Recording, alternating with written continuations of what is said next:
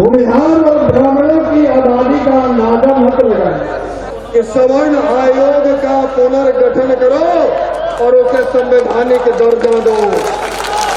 इसी बेगूसराय को गोलीसराय बनाने के मुद्दे पर यदि मनीष कश्यप जैसा आपके समाज का लाल यदि आवाज उठाता है तो उस पर धारा लगाकर, उस पर रास्ता लगाकर उसको जेल भेजने का काम किया जाता है। जाति के नाम पर लोकसभा ढूंढते हैं बेगूसराय। क्यों भाई?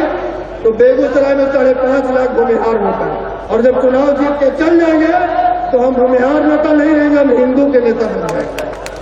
तो हिंदू के नेता बनना है तो हम आपसे आग्रह कर रहे हैं कि जाकर कटिहार से चुनाव जीत के दिखा दीजिए, जाकर किशनगंज से चुनाव जीत कर दिखा दीजिए।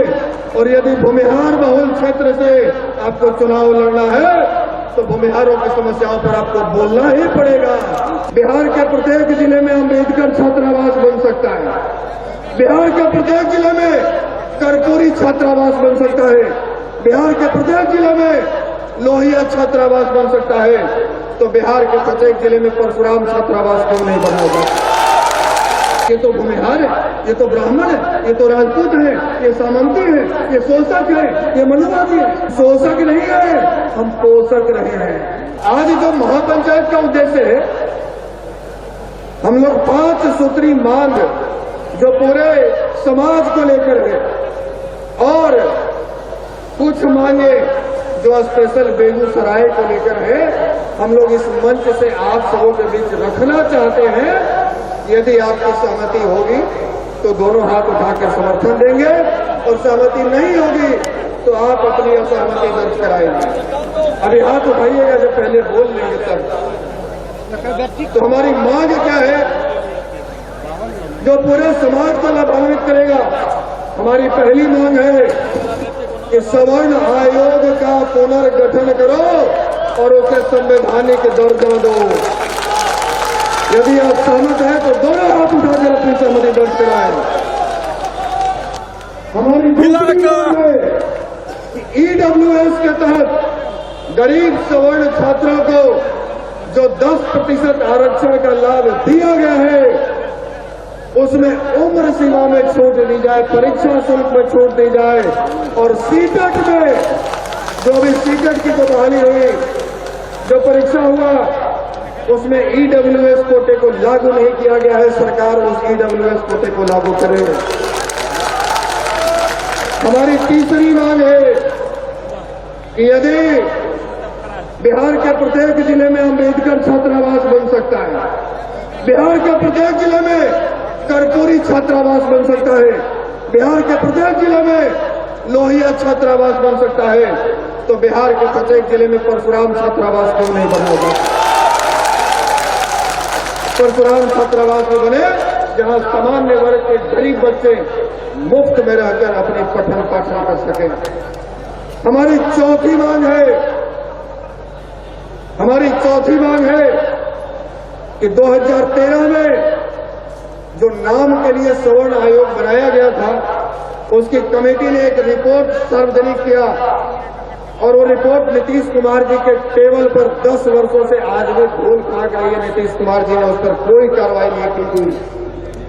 उस रिपोर्ट में लिखा गया है कि बिहार में पिछले 33 वर्षों में सबसे अधिक सामाजिक, आर्थिक, राजनैतिक और और शैक्षणिक पतन किसी का जाति का हुआ है तो भूमिहार ब्राह्मणों का हुआ है। 17% भूमिहार ब्राह्मण के युवा बच्चे अपनी गरीबी के कारण पढ़ाई नहीं कर पा रहे और 43% भूमिहार ब्राह्मण गरीबी की वजह से अपनी जमीनें बेचने पर मजबूर है और 60% भूमिहार ब्राह्मण जिसको बिहार में एक साजिश के तहत रोजगार नहीं दी जा रही है, वो लोग बिहार अपनी मां, अपनी मिट्टी को छोड़कर पलायन करने को मजबूर हैं।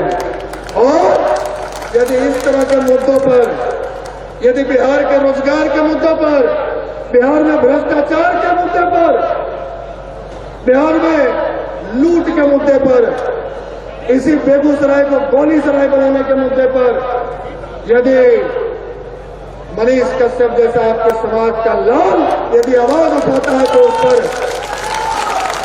उस पर धारा लगाकर, उस पर रास्ता लगाकर उसको जेल भेजने का काम किया जाता है। तो हमने इस बात को भी मजबूती से रखा कि बिहार का कोई व्यक्ति, कोई लाभ यदि बिहार के हित के लिए, यदि समाज के हित के लिए यदि संघर्ष कर रहा है और उसके साथ कोई षड्यंत्र होगा तो मैं वादा करता हूं कि हमारे खून के आखिरी कतरे तक आशुतोष कुमार आपके साथ खड़ा मिलेगा।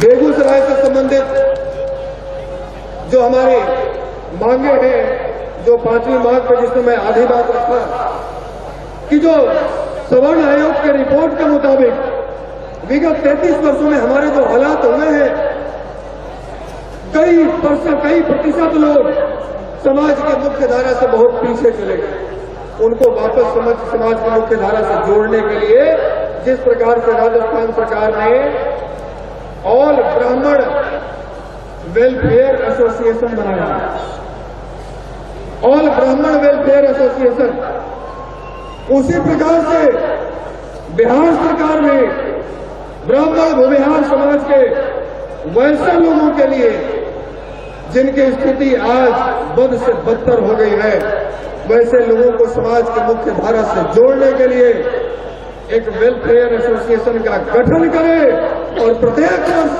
100 करोड़ रुपए का सहयोग राशि उसमें प्रदान करें ताकि समाज का कल्याण किया जा सके। और कई लोग इसमें ऐसे भी आए जिनको अपने ही समाज की उपलब्धि के बारे में नहीं पता है। कई मंचों से इस बात को रखा हूं, लेकिन फिर आज कह रहा हूं, इसको याद रखने लायक है। जो लोग आपके खिलाफ दलितों के बीच में जाकर, पिछड़ों के बीच में जाकर ये नफरत फैलाते हैं, ये तो भूमिहार है, ये तो ब्राह्मण है, ये तो राजपूत है, ये सामंती है, ये शोषक है, ये मनुवादी है। हम श्रीमान, हम सामंती नहीं है, हम शोषक नहीं है, हम पोषक रहे हैं। और एक आपको यदि पता नहीं हो तो इतिहास का पन्ना उठाकर देख लीजिए, विनोबा भावे जी के द्वारा लिखित पुस्तक उठाकर देख लीजिए। गरीब दलितों को बिहार में बसाने के लिए, स्कूल कॉलेज खोलने के लिए, हॉस्पिटल खोलने के लिए और मठ मंदिर बनाने के लिए भूमिहार ब्राह्मणों ने इस बिहार में 33 करोड़ एकड़ जमीनें दान में दे दी। 33 लाख एकड़, करोड़ नहीं 33 लाख एकड़ जमीनें दान में दी।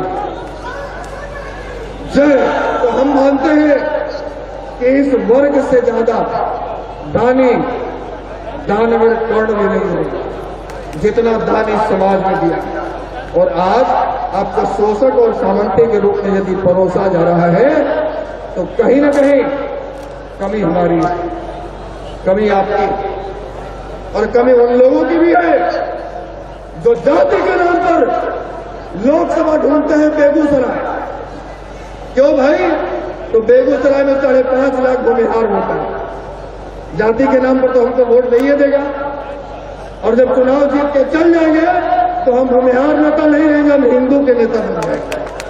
तो हिंदू के नेता बनना है तो हम आपसे आग्रह कर रहे हैं कि जाकर कटिहार से चुनाव जीत के दिखा दीजिए, जाकर किशनगंज से चुनाव जीत कर दिखा दीजिए। और यदि भूमिहार बहुल क्षेत्र से आपको चुनाव लड़ना है तो भूमिहारों की समस्याओं पर आपको बोलना ही पड़ेगा, सोच खोलना पड़ेगा, तब समाज आपको वोट देगा। कटिहार के वोट अभी समाज नहीं देगा। लाइव बिहार YouTube पर सब्सक्राइब और Facebook पर लाइक जरूर करें।